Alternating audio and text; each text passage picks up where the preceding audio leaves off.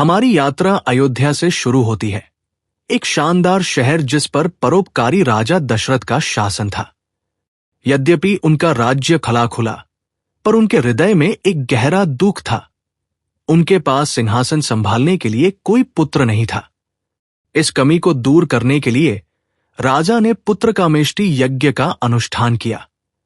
इसी समय स्वर्ग में देवता सर्वशक्तिमान राक्षस राजा रावण से परेशान थे। संरक्षक भगवान विष्णु ने राक्षस का वध करने के लिए पृथ्वी पर मनुष्य के रूप में अवतार लेने का वचन दिया, क्योंकि रावण को एक वरदान प्राप्त था कि केवल मनुष्य ही उसे मार सकता है। दशरथ के यज्ञ की पवित्र अग्नि से एक दिव्य पुरुष प्रकट हुए, जिन्होंने एक दिव्य खीर भेंट की।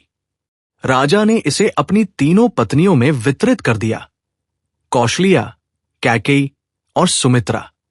उचित समय पर चारों राजकुमारों का जन्म हुआ। कौशल्या से राम, कैकेयी से भरत और सुमित्रा से जुड़वा लक्ष्मण और शत्रुघ्न। सबसे बड़े राम भगवान विष्णु के आंशिक अवतार थे। राजकुमार वशिष्ठ जैसे गुरुओं के मार्गदर्शन में बालक सभी कलाओं और विज्ञानों में उत्कृष्ट हुए। विशेष रूप से राम सद्गुणों के प्रतीक थे और सभी के प्रिय थे।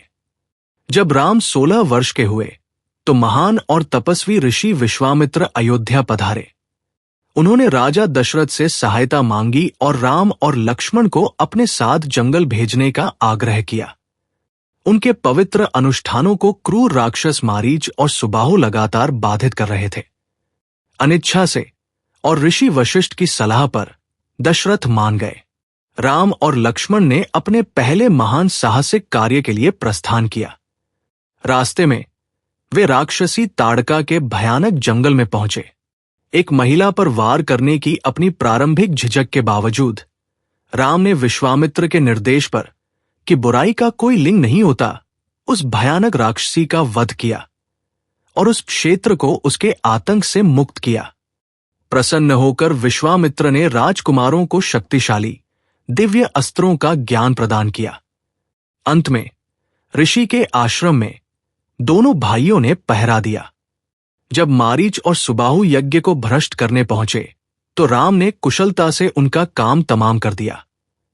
सुबाहु मारा गया और मारीच को एक शक्तिशाली बाण से मीलों दूर सागर में फेंक दिया गया। इस प्रकार ऋषि का यज्ञ सफलतापूर्वक संपन्न हुआ। फिर विश्वामित्र राजकुमारों को मिथिला राज्य ले गए, जिस पर धर्मात्मा राजा जनक का शासन था, जो एक भव्य समारोह की मेजबानी कर रहे थे। राजा जनक की एक पुत्री थी, सीता, जिसका जन्म गर्भ से नहीं हुआ था, बल्कि हल चलाए गए खेत की मेड़ पर मिली थी। वो पृथ्वी माता की पुत्री थी।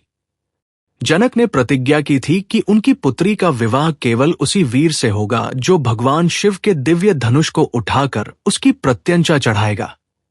एक विशाल प्राचीन अस्त्र जिसे कोई भी राजा या राजकुमार उठा नहीं पाया था। जब राम सभा के सामने खड़े हुए तो उन्होंने अनायास ही धनुष उठा लिया। उन्होंने न केवल उस पर प्रत्यंचा चढ़ाई, बल्कि अपने बल से उस महान धनुष को तोड़ दिया, जिसकी ध्वनि से पृथ्वी हिल गई। इस प्रकार राम ने सीता का हाथ जीता और भव्य विवाह हुआ। राम का विवाह सीता से हुआ, जबकि उनके भाइयों ने सीता की बहन और चचेरी बहनों से विवाह किया, जिससे दोनों राजघरानों के बीच संबंध मजबूत हो गए। अयोध्या लौटते समय विजयी विवाह दल का सामना भयंकर और क्रोधी ऋषि परशुराम से हुआ, जो कुल्हाड़ी और भगवान विष्णु का एक और धनुष लिए हुए थे। ऋषि द्वारा चुनौती दिए जाने पर राम ने पहले धनुष की तरह ही दूसरे दिव्य धनुष को भी आसानी से संभाला, क्रुद्ध योद्धा का सम्मान प्राप्त किया और अपनी दिव्य शक्ति सिद्ध की। बाल कांड का समापन चारों नवविवाहित जोड़ों के अयोध्या लौटने के साथ होता है। मंच तैयार है, नायकों की स्थापना हो चुकी है और एक अस्थायी शांति कायम है, इससे पहले कि नियति की महान लहरें वनवास की ओर मुड़े। अयोध्या कांड के लिए सब्सक्राइब करें।